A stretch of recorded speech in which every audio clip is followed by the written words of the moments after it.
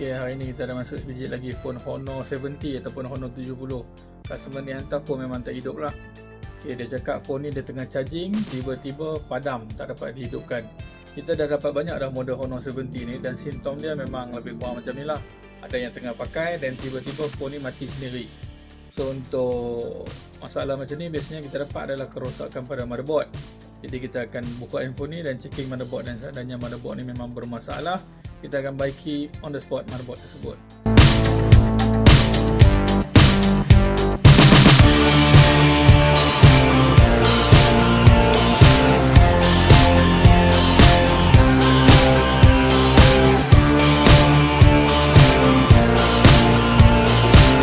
Okey, rupanya kita dapati telefon ni customer dah hantar ke tempat lain ataupun dah pernah dibaiki sebelum ni.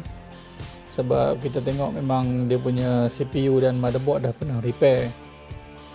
Jadi kita tak pastilah sama ada customer ni hantar ke tempat lain ataupun sebab dia beli second hand. Tapi yang kita dapati memang motherboard ni dah pernah dibaiki lah. Jadi kita akan check apa yang tak kena dan kita akan baiki semula masalah di telefon ni.